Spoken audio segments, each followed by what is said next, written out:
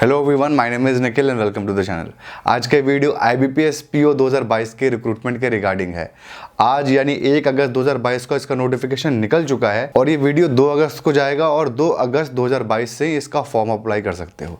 6000 से ज़्यादा पोस्ट निकली हुई हैं IBPS PO की इस बार। जिनको नहीं पता है बता दूँ, IBPS PO बेसिकली हमारे देश के बहुत सारी सरकारी बैंक्स को, बेसिकली कहा जाए तो 11 सरकारी बैंक्स के अंदर ऑफिसर लेवल की रिक्रूटमेंट करता है।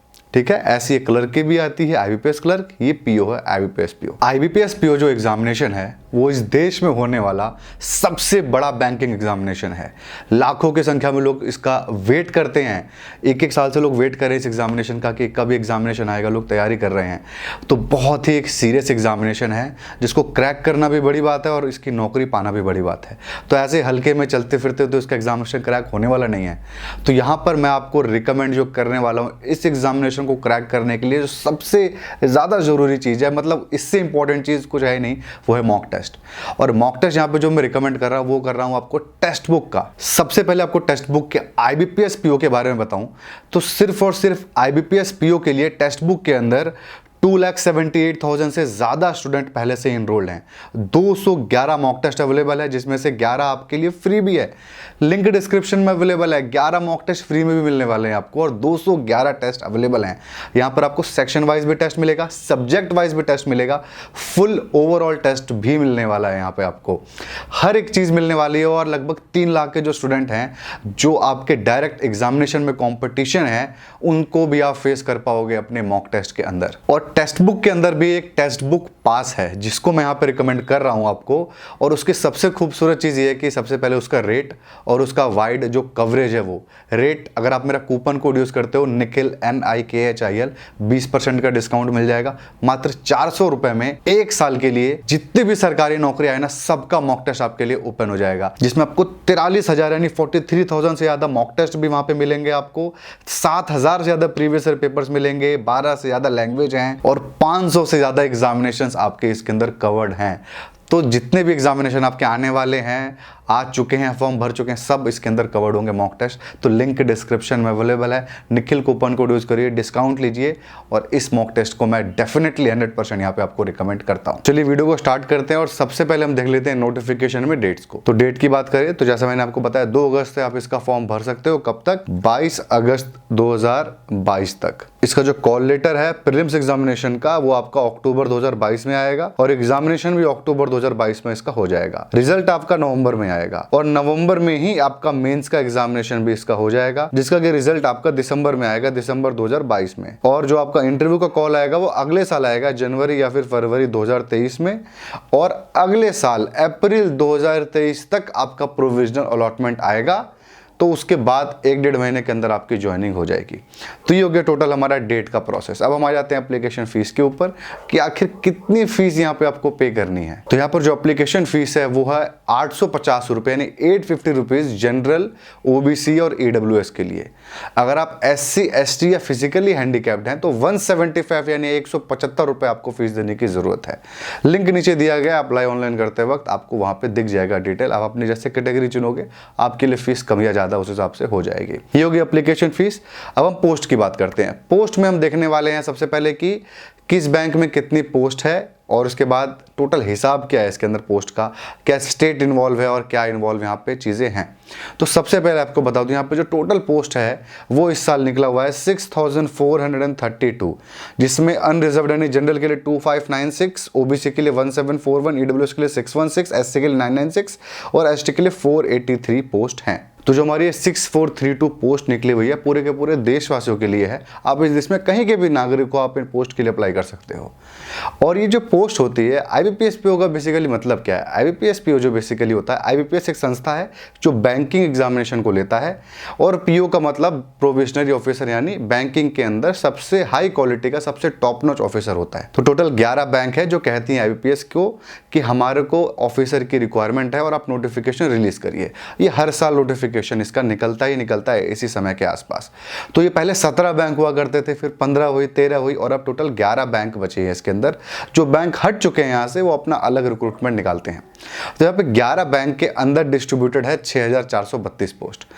इस 11 बैंक में से 5 बैंक ऐसे हैं जिन्होंने कहा है कि हम इस साल हमको रिक्वायरमेंट नहीं है फिलहाल अभी तक, लेकिन ये रिक्वायरमेंट हो जाती है। जैसे आपका अप्रैल तक होने वाला है ना नौकरी, तब तक होगा, तो उसके बीच में जैसे किसी बैंक को लगता है कि हाँ भाई हमको और पोस्ट डालने हैं या फिर हमको पोस्ट अपने कम करने वाला चांस नहीं होता, या तो बढ़ाना होता है या फिर वो लोग जिन्होंने नहीं डाला एक भी पोस्ट उनको डालना होता है, वो डालते हैं तो एक पोस्ट इंक्रीज हो जाता है। तो 6400 का ये आंकड़ा थोड़ा सा समझ लें तो 2-3 साल से कोविड की वजह से बहुत कम पोस्ट निकल रही थी 4000 के आसपास, और 2019 में भी खासा नहीं निकला था पोस्ट जबकि कोविड नहीं था। तो आप ये लेके चलिए कि ये बहुत अच्छा साइन है, काफ़ी अच्छे पोस्ट हैं, 6400 अच्छे पोस्ट हैं, लगभग 2000-2500 पोस्ट एक्स्ट्रा आप मान के चलिए नॉर्मल जो हमारे होते हैं पोस्ट उनसे, तो अच्छी बात है ये। चलिए एक बार देख लेते हैं कौन से बैंक में कितनी पोस्ट निकली हुई हैं। तो देखिए आप स्क्रीन पे आप देख सकते हो जितने भी पार्टिसिपेटिंग बैंक है, जैसे आपको दिख रहा होगा बैंक ऑफ बड़ौदा में लिखा हुआ NR यानी नॉट रिक्वायर्ड, ठीक है। फिर बैंक ऑफ इंडिया में आप देख सकते हो 535 पोस्ट है। सबसे ज्यादा पोस्ट जो है वो है आपका कैनरा बैंक में 2500 पोस्ट, 2500 पोस्ट। उसके बाद आपका पंजाब नेशनल बैंक में 500, 253 पंजाब एंड सिंध में, यूसीओ बैंक में 550 और यूनाइटेड बैंक ऑफ इंडिया में 2094, ठीक है। ये अलग अलग कैटेगरी के हिसाब से भी डिवाइडेड है। यहाँ पर राज्यों का कुछ नहीं होता है, जो क्लर्क अप्लाई करते हैं उसके अंदर राज्यों के हिसाब से पोस्ट होती है, यहाँ पे ऐसा कुछ नहीं है। इन सारे की सारी पोस्ट के अंदर आपकी पोस्टिंग पूरे के पूरे देश में होगी। मतलब बैंक ऑफ इंडिया में आप पीओ की नौकरी करोगे तो हो सकता है आपको वो साउथ में भेज दे, रीजन आपका सिलेक्ट हो जाएगा, साउथ रीजन आपका सिलेक्टेड है, साउथ में आपकी पोस्टिंग होगी, नॉर्थ में पोस्टिंग होगी, ऐसे आपका रीजन बट चुका होगा। बट आपकी पोस्टिंग पूरे देश में कहीं पर भी हो सकती है, ऐसा कोई हार्ड एंड फास्ट रूल नहीं है कि सिर्फ और सिर्फ उसी राज्य में होगी। क्योंकि क्लर्क में होती है, कर्नाटका चुना है तो कर्नाटका में ही आपकी जिंदगी बीतेगी, बाहर नहीं बीतने वाली है। तो इस हिसाब से आपको समझ में आया कि क्या है इसके अंदर पोस्ट के हिसाब। तो आप इस देश में कहीं के भी नागरिक को हर एक बैंक के लिए अप्लाई कर सकते हो। ये हो गया सारा पोस्ट का डिटेल। अब हम आ जाते हैं यहाँ पे एलिजिबिलिटी क्राइटेरिया में कि आखिर अप्लाई कौन कर सकता है इसको। 2 पार्ट है यहाँ पे, एज और एजुकेशन क्वालिफिकेशन। सबसे पहले एज की बात करते हैं। एज की बात करें तो 20 से 30 साल यानी 20 से 30 ईयर्स तक के मेल फीमेल दोनों ही लोग इस फॉर्म को अप्लाई कर सकते हैं। और जो हमको रिलैक्सेशन मिलता है ओबीसी का 3 साल, SC ST का 5 साल, वो यहाँ पर भी आपको अवेलेबल है, ठीक है। सारी सरकारी नौकरी में वो होता है। ये हो गया हमारा एज के क्राइटेरिया। अब हम आ जाते हैं एजुकेशन क्वालिफिकेशन के ऊपर कि आखिर क्या डिग्री का ये लोग रिक्वायरमेंट कर रहे हैं। सबसे अच्छी बात है ये IBPS की कोई खासा रिक्वायरमेंट रखती नहीं है, यहाँ पर भी नहीं है। इस फॉर्म को कोई भी ग्रेजुएट अप्लाई कर सकता है। आपने BA किया है, BCom किया है, BTech किया है, MBBS किया है, चार्टर्ड अकाउंटेंट हो, कोई भी फर्क नहीं पड़ता, आप इस फॉर्म को अप्लाई कर सकते हो। कोई भी डिग्री हो, बस आपका ग्रेजुएशन कंप्लीट होना चाहिए। जो स्टूडेंट अपने फाइनल ईयर में अभी हैं वो लोग नहीं अप्लाई कर सकते हैं। फाइनल ईयर वाले इस फॉर्म को नहीं भरें, क्योंकि जब आप फॉर्म भर रहे होगे उस वक्त आपका रिजल्ट आ जाना चाहिए। रिजल्ट का मतलब क्या है, आपके वेबसाइट जो होगी यूनिवर्सिटी की, वहाँ रिजल्ट आ चुका है तो आपका रिजल्ट आ चुका है, ठीक है। उसी को रिजल्ट माना जाएगा कि डिक्लेयर्ड है, और आप यहाँ पे अपना परसेंटेज डाल दीजिएगा। हालांकि यहाँ पे परसेंटेज का कोई रिक्वायरमेंट नहीं है। आपका कितना भी परसेंटेज आया हो ग्रेजुएशन में, 33 आया हो चाहे 93 आया हो, कोई फर्क नहीं पड़ता, आप इस फॉर्म को अप्लाई कर सकते हो, ठीक है। 3 साल का ग्रेजुएशन आपने फेल होकर के 5 साल में किया तो भी आप अप्लाई कर सकते हो। 4 साल का बीटेक 5 साल में कंप्लीट किया फेल होकर के तो भी आप अप्लाई कर सकते हो, कोई फर्क नहीं पड़ता। अगर आपका री आया हुआ है, आपका रिजल्ट एक बार निकल चुका है, आप ग्रेजुएट हो, आपका एक सब्जेक्ट में आपने दिया है कि हाँ इंप्रूवमेंट मेरे को करना है मार्क्स में, तो उसका दिया हुआ है तो भी आप अप्लाई कर सकते हो। इंप्रूवमेंट एग्जाम का कोई खास रूल यहाँ पे नहीं है, क्योंकि आप एक बार ग्रेजुएट हो चुके हो, बस इंप्रूवमेंट के लिए दे रहे हो तो आप अप्लाई कर सकते हो। बाकी अगर आप री आया हुआ है तो आप नहीं अप्लाई कर सकते हो, आपको क्लियर करना पड़ेगा, ग्रेजुएट आपको होना पड़ेगा। फाइनल आपके प्रोविजनल में मार्क्स आपके दिखने चाहिए, ठीक है। तो ये हो गया सारा एजुकेशन क्वालिफिकेशन का रिक्वायरमेंट। आई थिंक कोई डाउट इसके अलावा नहीं बचा होगा, आपको समझ में आ गया होगा कि कोई भी ग्रेजुएट इस फॉर्म को अप्लाई कर सकता है, ठीक है। तो ये हो गया एजुकेशन क्वालिफिकेशन। एक बार यहाँ पे छोटा सा डिस्कशन हम सैलरी के ऊपर कर लेते हैं। सैलरी की मैं आपको बात करूँ यहाँ पे, तो सैलरी जो इसके अंदर मिलने वाली है वो आपको, सबसे पहले आप पीओ बनोगे, ट्रेनिंग के अंदर हो सकता है कुछ समय तक आपको अच्छी सैलरी ना मिले, 30-35 हज़ार के आसपास आप लेके चलिए। बट जैसे ही आपका रैंक मिलेगा, पीओ तो प्रोबेशन ऑफिसर है, मतलब आप प्रोबेशन में रहोगे तब की बात है। जो आपकी रैंक मिलेगी वो होगी असिस्टेंट मैनेजर की, ठीक है। असिस्टेंट मैनेजर की रैंक मिलते ही जो आपकी सैलरी है 57,000 के आसपास आप लेके चलिए पर मंथ, आज के रेट में आपको मिलेगा। इनकम टैक्स काट दीजिए तो 52,000 53,000 के आसपास इन हैंड आपकी सैलरी आएगी हर मंथ। पर ये टैक्स भी आपको वापस मिल जाता है, रिटर्न भरते हो तो काफ़ी उसके अंदर से भी पैसा वापस आ जाता है। तो ये हो गया आपको सैलरी का पार्ट। प्रमोशन की बात करूं तो यहां पे आप भले असिस्टेंट मैनेजर की पोस्ट पे अप्लाई करते हो, 4 साल 5 साल आप नौकरी करोगे और आप एक बैंक मैनेजर की पोजीशन पर आ चुके होगे, आपको एक ब्रांच मिल जाएगा, बहुत अच्छा इसके अंदर प्रमोशन का स्कोप है बैंक पीओ के अंदर, और जो इसके अंदर टॉप लेवल तक आप पहुंच सकते हो। मतलब बैंकिंग के अंदर जो बैंक पीओ बनता है ना, वही बैंक का सीईओ बन सकता है। जो अभी लास्ट टाइम, मतलब 3-4 साल पहले की बात कर रहा हूं, जो मोस्ट पावरफुल वुमेन थी इंडिया की, वो एसबीआई की चेयरमैन थी, जो उसकी डायरेक्टर थी। वो कैसे बनी थी? वो स्टेट बैंक पीओ से ही इतने ऊपर तक गई थी। तो आप समझ सकते हो क्या स्कोप है। फ्यूचर अच्छा है, सैलरी ठीक है, बहुत ज़्यादा वर्क टेंशन है, बहुत काम करना पड़ता है। बैंक को हल्के में मत लेना। बैंक 4:30 बजे बंद नहीं होता, सैटरडे संडे छुट्टी नहीं होती, वो आपको दिखता है। डेली क्लोजिंग होती है, रात के 9 बजे 10 बजे तक आपको नौकरी करनी पड़ती है, सरकारी बैंक हो चाहे प्राइवेट। तो बहुत हेक्टिक काम होता है, बहुत टेंशन का काम होता है, काफ़ी वर्कलोड भी होता है। ये सब चीज़ें हैं। एसएससी की नौकरी से ज़्यादा यहाँ पे वर्क प्रेशर और वर्कलोड है, ठीक है। और ध्यान रहे, सैटरडे संडे छुट्टी नहीं होती है, सेकेंड सैटरडे छुट्टी मिलेगी आपको, और शायद लास्ट सैटरडे या फिर फोर्थ सैटरडे छुट्टी मिलती है, सेकेंड और फोर्थ सैटरडे। एलआईसी की नौकरी में आपका सारा सैटरडे संडे छुट्टी मिलती है, और आपका एसएससी में सारे सैटरडे संडे छुट्टी मिलती है। यहाँ पर ऐसा नहीं है। ये हो गया छोटी मोटी डिटेल। अब हम आ जाते हैं हमारे एग्जामिनेशन पैटर्न में, कि आखिर आपने नौकरी के बारे में तो पता चल गया, लेकिन आखिर इस नौकरी को लेने के लिए क्या क्या प्रोसेस से आपको गुजरना पड़ेगा। देखिए, मैं बहुत कोशिश कर रहा हूँ कि इस वीडियो को जल्दी से जल्दी खत्म करूँ और नॉलेज भी पूरा दूँ। और 60% लोग इस वीडियो को जो देख रहे हो चैनल सब्सक्राइब नहीं कर रहे हैं, तो प्लीज़ आप चैनल को भी सब्सक्राइब करें। मुझको भी चाहिए कि चैनल के सब्सक्राइबर थोड़े और फास्ट इंक्रीज़ हों।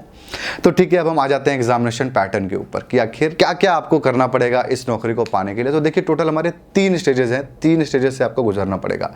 सबसे पहला स्टेज प्रीलिम्स एग्जामिनेशन है। प्रीलिम्स एग्जामिनेशन जो पास करेगा वो जाएगा मेंस एग्जामिनेशन में। प्रीलिम्स का खासा इंपॉर्टेंस नहीं है, मेंस ही आपका मेरिट लिस्ट बनाएगा। जो मेंस पास हो जाएगा वो जाएगा इंटरव्यू में। इंटरव्यू के बाद आपका डॉक्यूमेंट वेरिफिकेशन, मतलब डॉक्यूमेंट चेक करेंगे, जो आपने इन्फॉर्मेशन दी है फॉर्म भरते वक्त करेक्ट है कि नहीं, वो सब चीज़ें चेक करेंगे। उसके बाद आपकी नौकरी लग जाएगी मेरिट लिस्ट में आते ही। तो ये हो गया प्रोसेस। तो अब हम बात कर लेते हैं प्रीलिम्स एग्जामिनेशन में कि आखिर क्या क्या इसके अंदर पूछने वाला है। तो आप स्क्रीन पे देख सकते हो कि प्रीलिम्स एग्जामिनेशन में आपके टोटल 3 पेपर होंगे, इंग्लिश, क्वांट का मतलब मैथ, और रीजनिंग का। इंग्लिश में आपके 30 क्वेश्चन होंगे 30 मार्क्स के, क्वांट और रीजनिंग में 35-35 क्वेश्चन होंगे 35-35 मार्क्स के। तीनों ही सेक्शन में आपको 20-20 मिनट मिलेगा सॉल्व करने के लिए, जो कि अलग मिलेगा। हर सेक्शन का 20 मिनट मिलेगा। आप एक में अगर जल्दी सबमिट कर देते हो तो उसका टाइम आपको दूसरे में नहीं मिलने वाला है। तीनों ही सेक्शन में आपको 20-20 मिनट मिलने वाले हैं, ठीक है। मार्क्स आपका एक क्वेश्चन 1 मार्क्स का है, तो टोटल आपके 100 क्वेश्चन हो गए, 100 मार्क्स। सॉल्व करने के लिए मिला आपको 60 मिनट यानी 60 मिनट्स। इसके अंदर नेगेटिव मार्किंग भी है 0.25 यानी 1/4 की। तो अगर आप कोई 4 क्वेश्चन गलत कर लेते हो तो जो एक सही किए होगे ना, ये 4 तो गया ही, 0 हुआ ही, ये उसका मार्क्स भी लेके चले जाएगा अपने साथ। तो ये यहाँ पर प्रॉब्लम है नेगेटिव मार्किंग की, ठीक है। और यहाँ पे जो सेक्शन है दिख रहा है, क्वांट का, रीजनिंग का, इनका कट ऑफ अपना अपना भी निकलेगा। अलग अलग से 20-20 मिनट में भी पास होना है, और ओवरऑल भी 60 मिनट में आपको पास होना है। तो चलिए, ये हो गया प्रीलिम्स एग्जामिनेशन। इसमें कट ऑफ में देख लेंगे कट ऑफ का क्या सीन होता है। अब हम मेंस में आ जाते हैं। जो प्रीलिम्स को पास करेगा उनको मेंस एग्जामिनेशन के लिए कॉल लेटर आएगा। तो कॉल लेटर के बाद आप जो एग्जामिनेशन दोगे उसका पैटर्न देख लेते हैं। तो देखिए, मेंस एग्जामिनेशन में आपको टोटल आपके 4 पेपर होने वाले हैं। सबसे पहला होगा आपका रीजनिंग एंड कंप्यूटर का, जिसमें 45 क्वेश्चन 60 मार्क्स। उसके बाद general economics and banking awareness का पेपर होगा, 40 क्वेश्चन 40 मार्क्स, और सॉल्व करने को मिलेगा आपको 35 मिनट्स। ऊपर जो आपका था ना रीजनिंग वाला, उसमें 60 मिनट्स मिलना था आपको। उसके बाद आपका इंग्लिश होगा 35 क्वेश्चन 40 मार्क्स, सॉल्व करने को मिलेगा आपको 40 मिनट्स। उसके बाद आपका डाटा एनालिसिस एंड इंटरप्रिटेशन, ये बेसिकली मैथ का पार्ट है, 35 क्वेश्चन 60 मार्क्स, सॉल्व करने को मिलेगा आपको 45 मिनट्स। टोटल 155 क्वेश्चन हो गए 200 मार्क्स के, सॉल्व करने के मिलेगा आपको टोटल इसमें 3 घंटे। इसके बाद आपका एक और होगा लेटर राइटिंग होगा इंग्लिश में, जो आपको 2 क्वेश्चन होंगे 25 मार्क्स का होगा, डिस्क्रिप्टिव होगा, और आधे घंटा मिलेगा आपको सॉल्व करने के लिए, और ये सिर्फ और सिर्फ इंग्लिश भाषा में ही होगा, ठीक है। और ये प्रीलिम्स और मेंस दोनों एग्जामिनेशन हिंदी और इंग्लिश दोनों ही भाषाओं में होगी, रीजनल लैंग्वेज में नहीं होती है, आईबीपीएस क्लर्क हो जाता है। और जो आपका इंग्लिश का पेपर होगा वो सिर्फ और सिर्फ इंग्लिश में होगा, बाकी सारे चीज़ों में आपको ऑप्शन होगा हिंदी और इंग्लिश। आप यहाँ पर जो चुनोगे ना, हिंदी इंग्लिश में आखिर में कौन सा चुनो, पेपर में क्या होगा, पेपर में दोनों ही भाषा के आपके ऑप्शन दिखेंगे। हर एक सवाल को आप हिंदी में भी पढ़ सकते हो, इंग्लिश में पढ़ सकते हो, ऐसा यहाँ पे चुनने का कुछ सीन नहीं है, ठीक है। आपका जो डिस्क्रिप्टिव पेपर है ना, वो आपका क्या है, इंग्लिश में ही है, वहाँ पर भी ऑप्शन नहीं है।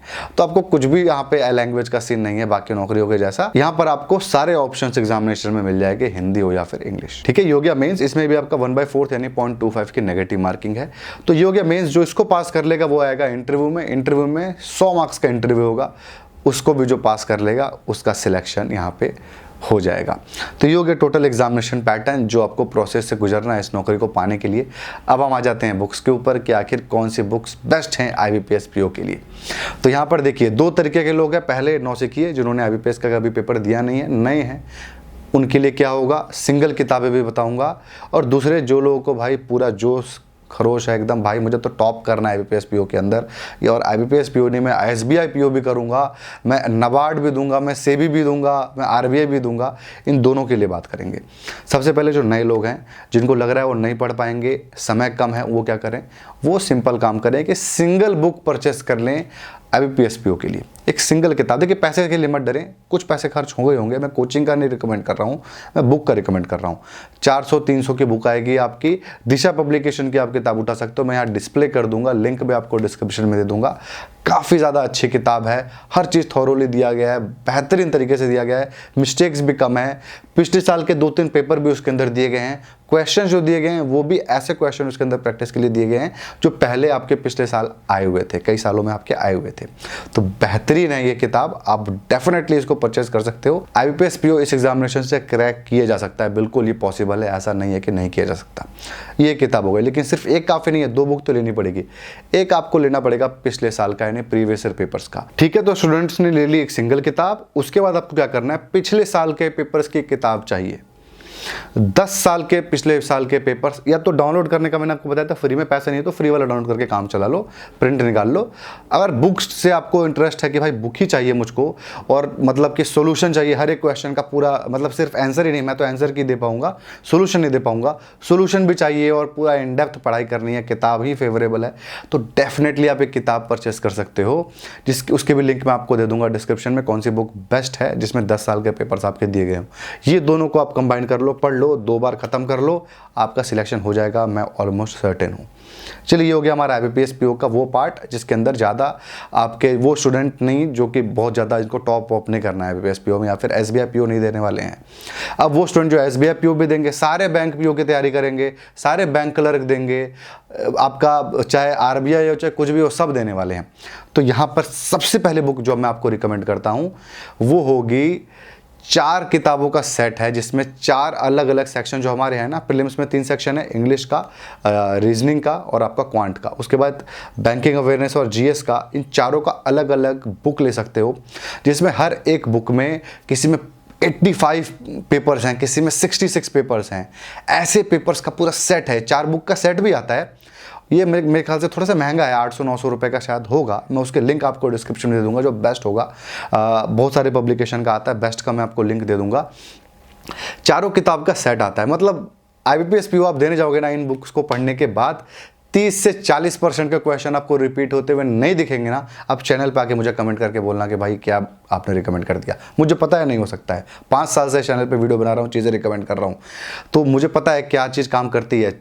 ये 4 किताब का जो सेट है, इंग्लिश के 85 पेपर्स हैं जिसमें स्टेट बैंक, IBPS PO, आपका IBPS क्लर्क, चाहे SEBI, NABARD, सब चीज़ के पेपर्स आपके दिए हुए हैं, भरे हुए हैं, आप इन बुक को परचेस कर सकते हो। तो पिछली वाली किताब मत परचेस करना, ये 4 है फिर ये तो मोर देन सफिशिएंट है, बहुत अच्छी तैयारी आपकी हो जाएगी। 3 साल 4 साल आप देना चाहते हो कि हाँ भाई मैं भले 3 साल लगे, निकालना ही निकालना है, तो ऐसे बुक आप ले सकते हो। इसकी सिंगल भी परचेस कर सकते हो, जरूरी नहीं चारों का सेट परचेस करो, आपके ऊपर है। ये किताब हो गई। अब हम आ जाते हैं, हर सब्जेक्ट की आपको सिंगल किताब भी पढ़नी पड़ेगी, तो यहाँ पे सबसे पहले आ जाते हैं हम लोग इंग्लिश के ऊपर। इंग्लिश का क्या करना है, इंग्लिश के अंदर 2 किताब रिकमेंड करूंगा। अगर आपकी इंग्लिश अच्छी है, इंग्लिश समझ लेते हो, तो एसेंशियल इंग्लिश आती है दिशा पब्लिकेशन की, आप परचेस कर लीजिए, बहुत अच्छी किताब है।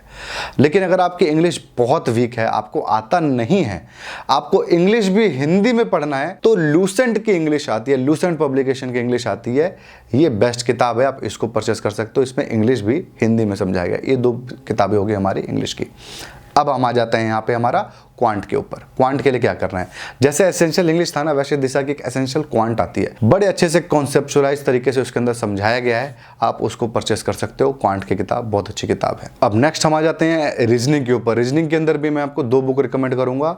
सबसे पहले करता हूँ RS अग्रवाल की एस चंद पब्लिकेशन की आती है वर्बल नॉन वर्बल रीजनिंग। इतनी मोटी किताब है, मतलब सब कुछ उसके अंदर कवर्ड है, हर कोई एग्जामिनेशन, ऐसा कोई एग्जामिनेशन नहीं जो उसके बाहर से आए, कैट की भी तैयारी हो जाएगी। और एक किताब ये मैं आपको दिखा दूं, एक ये किताब है, ये एसेंशियल रीजनिंग है, इतनी मतलब ज़्यादा मोटी नहीं है और ऑलमोस्ट सारी एग्जामिनेशन की तैयारी आपकी हो जाएगी। कोई भी बैंकिंग की तैयारी, आपकी कोई भी एसएससी की एग्जामिनेशन हो, सबकी तैयारी इस किताब से हो सकती है। तो जो लोग पतले किताब चाहते हैं कि भाई मुझे उतना मोटे से नहीं पढ़ पा रहा, वो इस किताब को डेफिनेटली ले सकते हैं। बहुत अच्छी किताब है, एक अच्छा सब्स्टिट्यूट है एस चांद वाली किताब का। तो इन दोनों की लिंक मैं आपको डिस्क्रिप्शन में दे दूंगा, आप इसको भी चाहो तो परचेस कर सकते हो। इसके बाद बहुत सारी है मेंस के अंदर किताबें, प्रीलिम्स का तो हो गया। मेंस के अंदर एक बस इंपॉर्टेंट बुक का मैं यहाँ पे रिकमेंडेशन करूंगा, जो मैं कहूँगा भाई प्लीज़ ले लो उस बुक को। बैंकिंग की तैयारी करनी है तो बैंकिंग अवेयरनेस की किताब, भाई भर भर के क्वेश्चन आते हैं, पूरा का पूरा सिलेबस उसके अंदर आपका दिया हुआ है। मेंस का तो पूरा का पूरा सिलेबस उसी से आना है और कुछ भी नहीं आना बाहर से, ठीक है। तो बैंकिंग अवेयरनेस की किताब आप परचेस कर सकते हो। हर बार रिकमेंड करता हूँ, यहाँ स्क्रीन पर डिस्प्ले कर दूंगा, लिंक भी डिस्क्रिप्शन में दे दूंगा। तो ये होगी सारे के सारे बुक्स की बातें।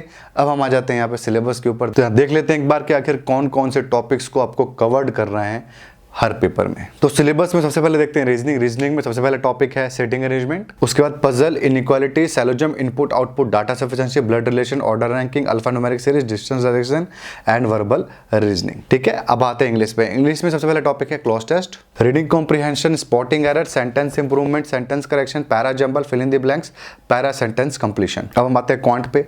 क्वांट में सबसे पहले topic number series, data interpretation, simplification and approximation, quadratic equation, data sufficiency, mensuration, average, profit and loss, ratio proportion, work time and energy, time and distance, probability, relations, simple and compound interest, permutation and combination, ठीक है। तो ये हो गया हमारा syllabus, ये syllabus की बात करेंगे।